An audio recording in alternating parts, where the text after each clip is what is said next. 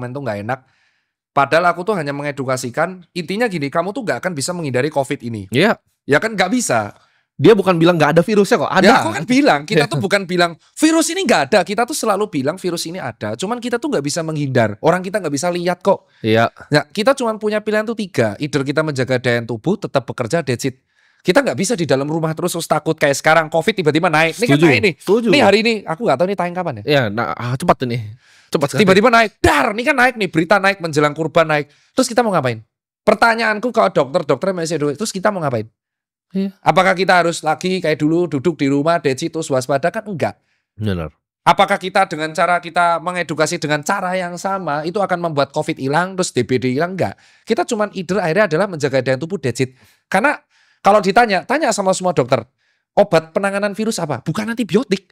Ya cuman dia bed rest total, dikasih suplai protein, vitamin, B3, tetes bengek, 5 hari dia akan gejala membaik. Kalaupun dia meninggal itu amit-amitnya karena ada komorbid yang memberatkan dan saat itu kamarnya penuh.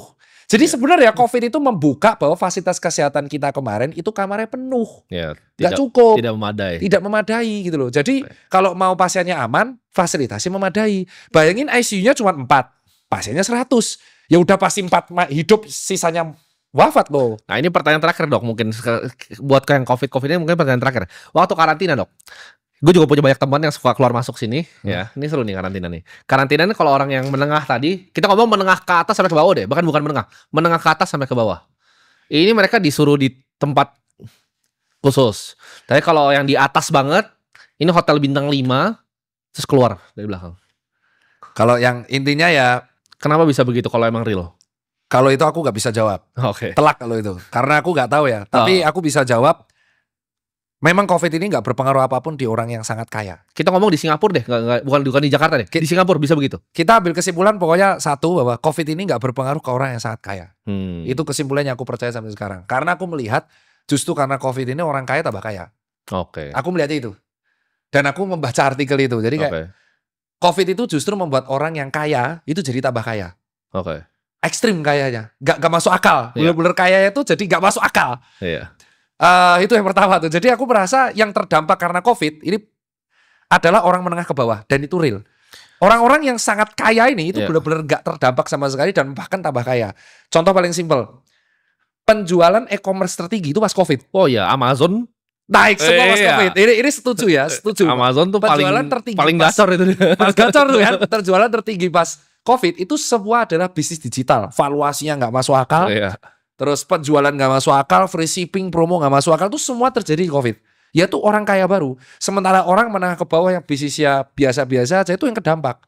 Makanya bleedingnya tuh nggak selesai-selesai. Sampai sekarang kan. Sampai sekarang nggak selesai. Sampai sekarang nggak selesai. Tapi kalau orang-orang yang super kaya dia nggak akan kedampak. Bener katamu yang kemana-mana super jet. Terus habis itu karantinanya di hotel bintang 5, dikasih makanan bintang 5. Kan ada tuh kalau nggak salah hotel bintang 5 yang nyediain karantina wilayah. Ada. Kalau dia COVID karantina di hotel bintang 5. Nah, yang nggak punya uang biye. Ya itu kan yang kita teriakkan dari kemarin. Tapi mungkin orang-orang baru berani ngomong sekarang. Dari kan COVID naik lagi. Terus ditambah kemarin yang paling aku krusial tuh, kenapa Mas Tirta gak speak up mengenai uji coba vaksin TBC? Ya itu sesuatu yang gak penting. Gak penting. Gak penting. Kenapa? Karena kenapa harus speak up? Ya yang ngedilin itu bukan dokternya. Ya kok tanya sama yang ngedilin, tanya sama pemerintahnya gitu. Jangan tanya sama kita. Terus ini COVID naik lagi, terus kita harus ngapain? Ya gak ngapa-ngapain. Ngaso aja kan? Udah biasa aja. Kau gak usah ngapa-ngapain kayak emang TBC ini ada, dari dulu ada, sudah ada vaksinnya BCG, kamu udah menghadapi itu. Kenapa harus panik? Ya kamu panik karena kamu baca berita, that's it. Aslinya tuh gak ada. Biasa-biasa aja gitu loh. Hidup normal, 9 to 5, cari kerja, cari uang, that's it.